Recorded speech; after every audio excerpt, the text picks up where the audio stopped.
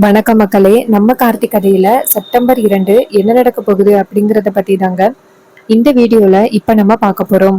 மறக்காம இந்த வீடியோவுக்கு லைக் பண்ணிக்கோங்க, நம்ம சேனலையும் சப்ஸ்கிரைப் பண்ணிட்டு பக்கத்துல உள்ள பெல் ஐகானையும் கிளிக் பண்ணி ஆல்னு செட் பண்ணிக்கோங்க. அப்பதாங்க நெக்ஸ்ட் வீடியோ போடும் பொழுது உங்களுக்கு நோட்டிபிகேஷன் வரும். பார்க்கலாம் என்ன நடக்க போகுது அப்படின்னு பாத்துக்கிட்டீங்கன்னா, அந்த ஈஸ்வரி இருக்காங்கல்ல, அவங்க அங்க நடக்கிறது எல்லாத்தையுமே பார்த்துட்டு ஷாக்ல நிக்கிறாங்க. அப்பதான் நம்ம ஹீரோ அந்த இடத்துக்கு வராரு. வந்துட்டு இங்க என்ன நடக்குது அப்படின்னு கேக்குறாங்க. அப்ப ராஜா நடந்தது எல்லாம் சொல்றாரு. அதே நேரம் அந்த வில்லி அந்த இடத்துக்கு வந்துட்டு, என்னக்கா இவ்வளவு நடந்து முடிஞ்ச பிறகு உன் மாப்பிள்ளை எங்கேயோ போயிட்டு வந்திருக்காரு, எங்க போயிட்டு வந்திருக்காருன்னு கேளு அப்படின்னு. அப்பதான் ஈஸ்வரி சொல்றாங்க, ஆமா மாப்பிள்ள, நீங்க எங்க போனீங்க, நீங்க என்னெல்லாம் நடந்துச்சுன்னு தெரியுமா? அப்ப ஹீரோ சொல்றாரு, என்னாச்சுத்த, ஏதாவது பிரச்சனையா? அப்ப ராஜா சொல்றாரு, மாப்பிள்ள நான் சொல்றேன் அப்படின்னு சொல்லிட்டு நடந்தது எல்லாத்தையுமே சொல்றாரு. இது கேட்டதும் நம்ம ஹீரோவுக்கு ரொம்ப அதிர்ச்சியா இருக்கு. என்ன மாமா இவ்வளவு பெரிய விஷயத்த சொல்றீங்க? ராஜா சொல்றாரு, ஆமா மாப்பிள்ள, இத நாங்க யாருமே எதிர்பார்க்கவே இல்லை, இப்படி நடந்திருக்கோம் அப்படின்னு. அப்ப ஹீரோ சொல்றாரு, மாமா இப்ப அந்த சண்முகம் எங்க? அப்ப ராஜா சொல்றாரு, பக்கத்துல உள்ள ஹாஸ்பிட்டல்ல அவங்கள அட்மிட் பண்ணிருக்கோம். இது கேட்டதும் ஹீரோவும், சரி அந்த முத்துவேல் தான் வந்து சண்முகத்தோட இந்த நிலைமைக்கு காரணமா? அப்ப ராஜா சொல்றாரு, அது எப்படின்னு தெரியல மாப்பிள்ள, ஆனா விசாரிச்சாதான் தெரியும். இது கேட்டதும் ஹீரோவும், சரிங்க மாமா நான் பாத்துக்கிறேன், அத்தை நீங்க கவலைப்படாதீங்க, இதுக்கு பின்னாடி என்ன உண்மை ஒளிஞ்சிருக்கு அப்படிங்கிறத நான் கண்டுபிடிச்சிடுறேன். அப்ப சந்திரா கேக்குறாங்க, நல்லா நாடகம் ஆடுறப்பா, அந்த பரமேஸ்வரி நல்ல நாடகம் போடுது, இந்த மாதிரி எல்லாம் பண்ணா ஈஸியா இந்த வீட்டுக்குள்ள நுழைஞ்சிடலாம் அப்படிங்கிறதுக்காக இப்படி ஒரு நாடகத்தை போடுறா. இது எதுவுமே தெரியாம நீங்க எல்லாரும் இப்ப பாத்துக்கிட்டு இருக்கீங்க. அப்ப ராஜா டக்குன்னு, இங்க பாரு, ஏதாவது பேசுனா அவ்வளவுதான் அப்படின்னு சொல்ல, சந்திரா கேக்குறாங்க, நீங்க பேசுறது ரொம்ப ஓவர் மாமா, நான் வாயை திறந்து ஏதாவது சொன்னாலே நீங்க வந்து என்ன பேசிட்டே இருக்கீங்க. அக்கா இங்க பாருக்கா, இந்த வீட்டுல அப்ப எனக்கு எதுவுமே உரிமை இல்லை அப்படின்னு நீ சொல்லிருக்கா, நான் இந்த வீட்டை விட்டு போயிடுறேன், எதுவுமே பேசக்கூடாது, அமைதியா இருக்கணும் அப்படின்னா எப்படிக்கா? இந்த குடும்பத்துக்காக நானும் உழைக்கிறேன்னு. இதை கேட்டதும் ஈஸ்வரி கேக்குறாங்க, இங்க பாருங்க, இனிமே என் தங்கச்சியை பேசுறது என்ன பேசுற மாதிரி, இனிமே என் தங்கச்சியை பேசுற வேலை வச்சுக்காதீங்க அப்படின்னு சொல்ல, இது கேட்டதும் ராஜா வந்துட்டு கோவப்படுறாரு, ச்சே இவகிட்ட எவ்வளவு சொன்னாலும் கொஞ்சம் கூட திருந்தவே மாட்டா போல அப்படின்னு சொல்லிட்டு அவர் அந்த இடத்துல இருந்து போறாரு. அவர் போனதும் அந்த சந்திரா சொல்றாங்க, பாத்தீங்களா என் அக்கா வந்துட்டு இன்னும் என் மேலதான் நம்பிக்கையோட இருக்கா, நீங்க என்னதான் தலைக்கீழ நின்னு என் அக்கா கிட்ட என்னை பத்தி தப்பா சொன்னாலும் கண்டிப்பா என் அக்கா நம்புறதுக்கு வாய்ப்பே இல்லை. இது கேட்டதும் ஹீரோ சொல்றாரு, இன்னும் எத்தனை நாள் இப்படி நடிச்சுக்கிட்டே இருந்துருவேன்னு பாத்திரலாம், ஒரு நாள் இல்லைன்னா ஒரு நாள் உன் சாயம் வெளுக்கதான் போகுது. அப்ப சந்திரா சொல்றாங்க, அதையெல்லாம் பாத்துக்கலாம், இப்ப புதுசா இந்த கிழவி தேவையில்லாம என் மாமா மேல பழி போட்டிருக்குல்ல, அதுக்கு இப்ப என்ன ஆக போகுதுன்னு பாரு. அப்ப நம்ம ஹீரோ சொல்றாரு, இங்க பாரு, கண்டிப்பா அது பொய்யா இருக்கிறதுக்கு வாய்ப்பே இல்லை, ஆரம்பத்துல இருந்தே எனக்கு சண்முகத்து மேல கொஞ்சம் சந்தேகமா தான் இருந்துச்சு, எங்க போனாலும் சரி அந்த முத்துவேல் மறைச்சு பேசிக்கிட்டே இருந்தான், சோ ஏதோ ஒரு உண்மை இருக்கு அப்படின்னு எனக்கு தோணுச்சு, அதே மாதிரி இந்த உண்மை மறைஞ்சிருக்கு, நான் இப்பயே போயிட்டு சண்முகத்துக்கிட்ட வாக்குமூலம் வாங்குறேன், அப்புறம் இருக்கும் மாமாவுக்கு அப்படின்னு சொல்லிட்டு நம்ம ஹீரோ மயில கூட்டிக்கிட்டு நேரா சண்முகத்தை பாக்குறதுக்காக போறாங்க. சண்முகம் வந்துட்டு ஹாஸ்பிட்டல்ல அட்மிட் ஆகியிருக்காரு. அதே நேரம் ஹீரோ அதிகாரிகளுக்கு போன் பண்றாங்க. அதிகாரிங்க போன் அட்டென்ட் பண்ணி, சொல்லுங்க. ஹீரோ சொல்றாரு, இது மாதிரி ஒருத்தவங்க மேல கம்ப்ளைண்ட் கொடுக்கணும், இந்த மாதிரி ஹாஸ்பிட்டல்ல ஒருத்தவங்க ஆயுதத்தால தாக்கி கிடக்குறாங்க, நீங்க வந்து பாருங்க. இது கேட்டதோட அவங்களும், சரி நாங்க உடனே வரோம் அப்படின்னு சொல்லிட்டு நேரா ஹாஸ்பிட்டல் வராங்க. ஹாஸ்பிட்டல் வந்துட்டு சண்முகத்தை பாக்குறாங்க. அப்ப ஹீரோ சொல்றாரு, சார் இவங்கதான் சார் நான் சொன்னது, இவங்க உண்மையை சொல்ல வர நேரத்துல ஆயுதத்தால இவங்களை தாக்கிட்டாங்க, சோ அது யாரு அப்படிங்கறத கண்டுபிடிக்கணும்.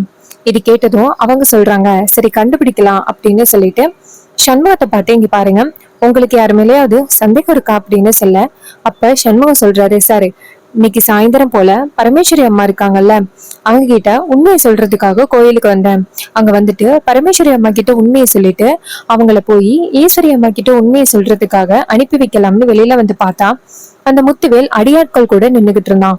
வெளியில வந்தா அவங்களால பரமேஸ்வரி அம்மாவுக்கு ஆபத்தாகிருமோ அப்படின்னு நினைச்சு நான் அவங்கள கோவில் பின்னவாசல் வழியா ஆட்டோல போக வச்சுட்டேன். இன்னொரு பக்கம் நான் வந்துட்டு அவன்கிட்ட மாட்டிக்கிட்டேன். அதுவும் எப்படியும் அவன்கிட்ட இருந்து தப்பிச்சு மண்டபத்துக்கு வந்த பிறகு ஈஸ்வரி அம்மா கிட்ட உண்மையை சொல்ல போற நேரத்துல அவனாலதான் எனக்கு ஆபத்து வந்துட்டு அப்படின்னு அவரு சொல்றாரு. இது கேட்டதும் நம்ம ஹீரோ சொல்றாரு, அதிகாரிங்க கிட்ட இவர் சொன்ன வாக்குமூலத்தை கேட்டுக்கிட்டீங்களா? அதிகாரிங்க சொல்றாங்க, சார் கேட்டுக்கிட்டோம் சார். சோ இது எல்லாத்துக்கும் காரணம் அந்த முத்துவேல் தான். அவரை நாங்க கைது பண்றோம் அப்படின்னு சொல்லிட்டு அந்த இடத்துல இருந்து போறாங்க. அப்ப சண்முக நேரா நம்ம ஹீரோவை பார்த்து கையெடுத்து கும்பிட்டு, தம்பி என்னை மன்னிச்சிருங்க. உங்க குடும்பத்துல உள்ளவங்க பிரிஞ்சு இருக்கிறதுக்கு முக்கியமான காரணம் நான் ஒருத்தன் ஆகிட்டேன். அன்னைக்கு வெறும் 10,000க்கு ஆசைப்பட்டு இன்னைக்கு நான் என் குடும்பம் இந்த அளவுக்கு கஷ்டப்பட்டுக்கிட்டு இருக்குன்னா அதுக்கு காரணமே என்னோட நீதி தவறிய வேலைதான். என்னை மன்னிச்சிருங்க. அப்ப நம்ம ஹீரோ சொல்றாரு, சார் பரவாயில்ல விடுங்க, இன்னும் நேரம் ஆகல, இப்பயாவது உண்மை சொன்னீங்களே அது போதும் அப்படின்னு சொல்லிட்டு நீங்க உடம்ப பாத்துக்கிடுங்க அப்படின்ட்டு வெளியில வராங்க. அப்ப அவரோட பேத்தி அந்த இடத்துக்கு வர, அப்ப ஹீரோ அந்த பேத்திக்கிட்ட, இங்க பாருமா, நீ கவலைப்படாத, அவருக்கு செலவு வர வேண்டியது எல்லாத்தையுமே நானே கவனிச்சுக்கிறேன், நீ யாரும் இல்லைன்னு நினைக்காத, அண்ணன் நான் இருக்கேன். இது கேட்டதும் பேத்தியும் சரிங்கண்ண அப்படின்னு சொல்லிட்டு அவங்க தாத்தா போய் பாக்குறாங்க. தாத்தா மயக்கத்துல இருக்காரு. அப்ப பேத்தி போயிட்டு, தாத்தா கவலைப்படாதீங்க, அண்ணன் ஒருத்தர் இருக்காரு, அவரை நம்ம பாதுகாப்பா பாத்துப்பாரு, நீங்க கவலைப்படாதீங்க தாத்தா அப்படின்னு தைரியம் சொல்றாங்க. அப்ப தாத்தா கண்மொழிக்கிறாரு. பேத்தி தாத்தா கிட்ட, தாத்தா என்ன நடந்துச்சு தாத்தா, உங்களோட நிலைமைக்கு யாரு தாத்தா காரணம் அப்படின்னு கேட்க, அப்ப தாத்தா சொல்றாரு, அந்த முத்துவேல் தாமா காரணம். அப்ப பேத்தி கேக்குறாங்க, என்ன தாத்தா சொல்றீங்க, அப்படி நீங்க என்ன தாத்தா தப்பு செஞ்சீங்க? அப்ப முத்துவேல் சொன்னது, முத்துவேலோட அந்த பழைய விஷயம் எல்லாத்தையுமே தாத்தா பேத்தி கிட்ட சொல்றாரு. இது கேட்டதும் பேத்தி ரொம்ப அதிர்ச்சி ஆகுறாங்க. தாத்தா இத்தனை வருஷமா இந்த உண்மையை கூட என்கிட்ட இருந்து மறைச்சிட்டீங்களே, ஏன் தாத்தா என்கிட்ட சொல்லல அப்படின்னு சொல்லி கேட்க, அப்ப அவர் சொல்றாரு, அம்மாடி சொல்ற நிலைமையில நான் இல்ல, ஏன்னா நான் அந்த அளவுக்கு ஒரு பெரிய அநியாயத்தை பண்ணிட்டேன். நான் முன்னாடியே சொல்லியிருந்தா இந்த குடும்பம் ஒண்ணு சேர்ந்திருக்கும். ஆனா அப்படி அது பிரிஞ்சதுக்கு நான் ஒருத்தன் காரணமாகிட்டேன். ஆனா இப்ப என் மனசுல உள்ள பாரமே குறைஞ்சு போயிருச்சு. இப்ப அவங்க எல்லார்கிட்டையும் நான் உண்மையை சொல்லிட்டேன், அவங்க எல்லாரும் என்ன மன்னிச்சிருவாங்க. இதை கேட்டதும் பேத்தி சொல்றாங்க, தாத்தா இப்பயாவது நீங்க உண்மையை சொன்னீங்களே அது போதும் தாத்தா அப்படின்னு சொல்லிட்டு சந்தோஷப்படுறாங்க. அப்ப சண்முகம் சொல்றாரு, எனக்கும் சந்தோஷமா தான் இருக்கு, இன்னும் கொஞ்ச நேரத்துல முத்துவேலை கைது பண்ணிடுவாங்க, அதுக்கப்புறம் பரமேஸ்வரியோட குடும்பமும் சாமுண்டீஸ்வரியோட குடும்பமும் ஒண்ணு சேர்ந்துரும் அப்படின்னு ரொம்ப சந்தோஷமா இருக்காரு. இன்னொரு பக்கம் அந்த ஹீரோவை காமிக்கிறாங்க. ஹீரோ அதிகாரிங்க கிட்ட, சார் அந்த சிவனாண்டியோட வீட்டுலதான் சார் அவன் இருப்பான், போய் கைது பண்ணுங்க அப்படின்னு சொல்ல, அவங்களும் நேரா அந்த சிவனாண்டியோட வீட்டுக்கு போறாங்க. அங்க சிவனாண்டிய கூப்பிடுறாங்க, யோ சிவனாண்டி வெளியில வா அப்படின்னு. சிவனாண்டி வெளியில வராரு. வெளியில வந்ததும் அதிகாரிங்க சொல்றாங்க, உங்க வீட்டுல முத்துவேல் இருக்கான்னு அவனை வெளியில வர சொல்லு. அப்ப சிவனாண்டி சொல்றாரு, அப்படியெல்லாம் யாரும் இல்ல, என் சித்தப்பா தானே, அவர் இப்ப ஊர்ல இல்ல. அப்ப மயில சொல்றாரு, சார் இவன் பொய் சொல்லுவான் சார், உள்ளர போயிட்டு தேடி பாருங்க, அவன் அங்கதான் இருப்பான். இது கேட்டதும் அந்த அதிகாரிகளும் நேரா வீட்டுக்குள்ள போறாங்க. அங்க போயிட்டு எங்க பார்த்தாலும் தேடும் பொழுது ஒரு ரூம்ல பீரோலுக்கு பின்னாடி ஒளிஞ்சுக்கிட்டு இருக்காரு அந்த முத்துவேல். அந்த முத்துவேலை பிடிச்சு இழுத்துட்டு வராங்க, இங்கே தாண்டா இருக்கியாடா அப்படின்னு. அப்ப முத்துவேல் சொல்றாரு, சார் இப்ப எதுக்கு சார் என்ன பிடிக்கிறீங்க, என் மேல என்ன தப்பு இருக்கு? அப்ப அதிகாரிங்க சொல்றாங்க, என்ன இத்தனை வருஷத்துக்கு முன்னாடி இவ்வளவு பெரிய குற்றத்தை பண்ணிட்டு ஒளிஞ்சுக்கிட்டு இருக்கியா அப்படின்னு சொல்லி பிடிச்சு இழுத்துட்டு வராங்க. இத பார்த்ததும் நம்ம சிவனாண்டிக்கு ரொம்ப அதிர்ச்சியா இருக்கு. அப்ப வில்லன் கேக்குறாரு, இங்க பாருங்க, என் சித்தப்பா என்ன தப்பு பண்ணாரு, எதுக்கு அவரை பிடிச்சு இழுத்துட்டு போறீங்க? அதுக்கு அவங்க சொல்றாங்க, இங்க பாருப்பா, இது மாதிரி இவங்களுக்கு கிடைக்க வேண்டிய தண்டனை கிடைச்சுதான் ஆகணும், இவர் ரொம்ப பெரிய பொய் சொல்லி தப்பிச்சுட்டாரு, இப்ப எல்லாருக்கிட்டையும் மாட்டிக்கிட்டாரு, அதனாலதான் இவரை பிடிச்சிட்டு போறோம், நீ தேவையில்லாம தலையிடாத அப்படின்னு சொல்லிட்டு அந்த முத்துவேலை பிடிச்சிட்டு போறாங்க. அப்ப முத்துவேல் சொல்றாரு, மவனே எனக்கு ஜாமீன் ஏற்பாடு பண்ணிரு. அப்ப மயில்வாகனம் சொல்றாரு, இங்க பாரு, நீ ஜாமீன்லயே வெளியில வர முடியாதபடி உன் மேல நாங்க கம்ப்ளைண்ட் பண்ணிட்டோம் அப்படின்னு. இது கேட்டதும் அவரே அதிர்ச்சி ஆகுறாரு. சிவனாண்டிக்கும் ரொம்ப ஷாக்கிங்கா இருக்கு. முத்துவேலை கைது பண்ணி இழுத்துட்டு போறாங்க. அப்ப மயில சொல்றாரு, மாப்பிள்ள ரொம்ப நாளா நம்ம குடும்பத்துக்குள்ள உள்ள இருந்த பிரச்சனை இப்ப டோட்டலா சரியாயிட்டு, இனிமே நமக்கு எந்தவித பிரச்சனையும் இல்ல. அப்ப ஹீரோ சொல்றாரு, இதுக்கப்புறம் தான் பிரச்சனையே ஆரம்பிக்க போகுது. மயிலு கேக்குறாரு, என்ன மாப்பிள்ள சொல்றீங்க? ஹீரோ சொல்றாரு, நான் யார் அப்படிங்கிற விஷயம் அத்தைக்கு கூடிய சீக்கிரம் தெரிய போகுது, தெரிஞ்ச பிறகு அத்தை எப்படி பிஹேவ் பண்ண போறாங்கன்னு தெரியல. இதை கேட்டதும் மயிலு சொல்றாரு, மாப்பிள்ள உங்களன்னா அத்தைக்கு ரொம்ப பிடிக்கும், சோ கண்டிப்பா உங்க மேல கோபப்படுறதுக்கு வாய்ப்பே இல்லை, நீங்க கவலைப்படாதீங்க மாப்பிள்ள, என்ன நடந்தாலும் நாங்க உங்களுக்கு உறுதுணையா இருக்கோம். அப்ப ஹீரோ சொல்றாரு, எனக்கு தெரியும் நீங்க எல்லாரும் எனக்கு சப்போர்ட்டா இருப்பீங்க அப்படிங்கறது எனக்கு நல்லாவே தெரியும். ஆனா இப்போ எனக்கு வந்துட்டு எதை பத்தி பயமா இருக்கும்னா, அத்தை வந்துட்டு நான் யாரு அப்படிங்கிற உண்மையை கண்டுபிடிச்சு கண்டிப்பா வந்துட்டு அத்தை ரொம்ப கோவப்படுவாங்க. இதனால பாதிக்கப்பட போறது ரேவதியோட லைஃபும் கூட. இப்ப அதுக்குதான் என்ன பண்றதுன்னு தெரியல அப்படின்னு. இது கேட்டதும் அந்த மயில சொல்றாரு, மாப்பிள நாங்க உனக்கு துணையா இருக்கோம், நீ கவலைப்படாத மாப்பிள அப்படின்னு சொல்லிட்டு செமையா தைரியம் சொல்றாரு. இது கேட்டதும் ஹீரோ சொல்றாரு, சரி வாங்க போகலாம் அப்படின்னு மண்டபத்துக்கு கிளம்புறாங்க. மண்டபத்துக்கு போனதோட அங்க நம்ம பரமேஸ்வரி எல்லாரும் இருக்காங்க. ஹீரோ நேரா பரமேஸ்வரி கிட்ட போயிட்டு, பாட்டி இனிமே நீங்க வந்துட்டு உங்க மேல எந்த தப்பும் இல்லை அப்படிங்கிற தைரியத்தோட நீங்க நடந்து வரலாம். இதுக்கு முன்னாடி உங்க உங்க மனசுல வந்துட்டு ரொம்ப அழிக்க முடியாத ஒரு காயம் இருந்துச்சு, அதனால நீங்க வந்துட்டு ரொம்ப வேதனையோட இருந்திருப்பீங்க. ஆனா இப்ப அதெல்லாம் நடக்கிறதுக்கு வாய்ப்பே இல்லை. நீங்க ரொம்ப ஹாப்பியா இருக்கலாம் அத்தை. இனிமே உங்க லைஃப்ல எந்தவித பிரச்சனையும் இல்லை அப்படின்னு சொல்ல, இது கேட்டதும் நம்ம பரமேஸ்வரி சொல்றாங்க, அம்மா பேராண்டி எனக்கு அதெல்லாம் சரிதான்ப்பா. ஆனா நீ வேற ஒரு பேர்ல அந்த வீட்டுல இருக்கிறியே, அதான்ப்பா பயமா இருக்கு. ஒருவேளை அந்த ஈஸ்வரி உன்னை ஏத்துக்காம போயிட்டான்னா என்ன பண்றது, அதை நினைச்சாதான் கவலையா இருக்கு. அப்ப ஹீரோ சொல்றாரு, பாட்டி அத்தை அந்த அளவுக்கு என்ன வெறுத்துற மாட்டாங்க பாட்டி, நீங்க கவலைப்படாதீங்க அப்படின்னு. அதே நேரத்துல அந்த சந்திரா இங்க இருந்து வந்து அவங்க அக்கா கிட்ட, அக்கா உனக்கு ஒண்ணு தெரியுமா, அந்த முத்துவேல் இருக்கான்னு அவனை போலீஸ் கைது பண்ணிட்டாங்களாம். இது கேட்டதும் பரமேஸ்வரி ஈஸ்வரி சொல்றாங்க, என்னடி சொல்ற. அப்பதான் ஹீரோ அந்த இடத்துக்கு வராரு. ஹீரோ அந்த இடத்துக்கு வந்ததும் சந்திரா சொல்றாங்க, அதை இவன்ட்ட கேளுக்கா, எதுக்கு தேவையில்லாத ஊரு பம்பெல்லாம் இழுத்துட்டு இருக்கான். அப்பதான் ஹீரோ சொல்றாரு, அத்தை நான் இப்ப என்ன ஊரு பம்ப இழுத்தேன், அந்த சிவனாண்டி மேல தப்பு இருந்துச்சு, அந்த முத்துவேல் மேலையும் தப்பு இருந்துச்சு, அத நான் நிரூபிச்சேன், அவங்கள அதிகாரிங்க கிட்ட பிடிச்சு கொடுத்தேன், இது தப்பாத்த.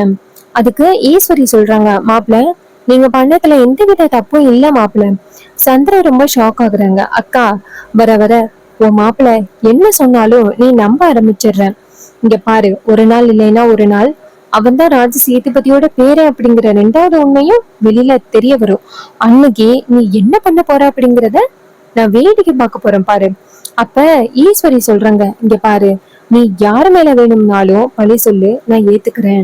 ஆனா மாப்பிள்ள மேல ஏதாவது பழி சொன்ன அப்புறம் நான் பொல்லாதவளாகிருவேன். இதை கேட்டதும் நம்ம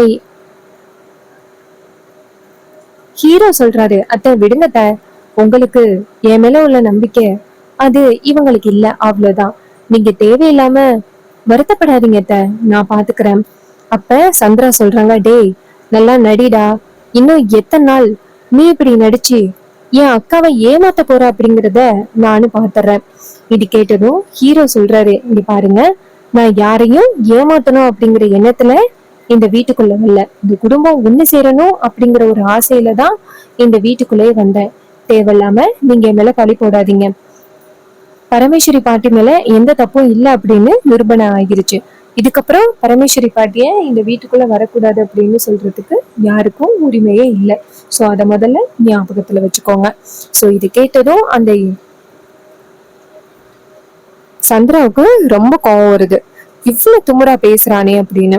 அப்ப ஹீரோ சொல்றாரு, இங்க பாருங்க இனிமே வந்துட்டு பாட்டியை யாரும் பேசுற வேலை வச்சுக்காதீங்க அப்படின்னு சொல்லிட்டு அந்த இடத்துல இருந்து போறாரு. அதே நேரம் சந்திரன் ஷாக் ஆகுறாங்க. அப்புறமா நம்ம துர்கா இருக்காங்கல்ல, அவங்க ரொம்ப ஃபீல் பண்ணிட்டு ரூம்ல உட்காந்துருக்காங்க. இன்னும் கொஞ்ச நேரத்துல செல்வத்துக்கும் எனக்கும் கல்யாணம் நடக்க போகுது. நவீனையும் ஜாமீன்ல மாமா கூட்டிட்டு வந்த மாதிரி தெரியல. ஒருவேளை நவீன் ஜாமீன்ல வரமாட்டாரோ, இனிமே அவரை வந்துட்டு என்னால கல்யாணம் பண்ண முடியாதோ அப்படின்னு ரொம்ப கவலையில உட்காந்துருக்காங்க. அப்பதான் ரேவதி அந்த இடத்துக்கு வந்துட்டு, என்னமாச்சு ஏன் கவலையோட இருக்க. அப்ப துர்கா சொல்றாங்க, அக்கா இன்னும் நவீன் வந்துட்டு ஜாமீன்ல வெளியில வரல. ஒருவேளை அவரு ஜாமீன்ல வெளியில வரல அப்படின்னா அம்மாவோட பிடிவாதத்தினால இப்ப நீ எப்படி கல்யாணம் பண்ணிருக்கியோ அதே மாதிரி அம்மா என்னையே மிரட்டி கல்யாணத்தை முடிச்சிட்டாங்கன்னா என்ன பண்றது. அதை நினைச்சாலே எனக்கு ரொம்ப பயமா இருக்கு. அதுக்கு ஹீரோயின் சொல்றாங்க, இங்க பாரு இந்த வாட்டி அம்மா கண்டிப்பா அப்படி உன்னை பயமுறுத்திருக்கிறதுக்கு வாய்ப்பு இல்லை, ஏன்னா நானும் வந்துட்டு கூடவே இருப்பேன், நீ கவலைப்படாத. அம்மா என்ன சொன்னாலும் சரி உனக்கு பிடிச்சவங்களோட தான் கல்யாணம் நடக்கும், சரியா. இதை கேட்டதும் துர்காவும் சரி அப்படின்னு சொல்றாங்க. ஸோ இந்த கதை உங்களுக்கு பிடிச்சிருந்துச்சுன்னா இந்த வீடியோவுக்கு மறக்காம லைக் பண்ணிக்கோங்க. நம்ம சேனலையும் சப்ஸ்கிரைப் பண்ணிட்டு பக்கத்துல உள்ள பெல் ஐகானையும் கிளிக் பண்ணி ஆல்ல செட் பண்ணிக்கோங்க. இதே மாதிரி நெக்ஸ்ட் வீடியோல பார்ப்போம். தேங்க்யூ ஃபார் வாட்சிங்.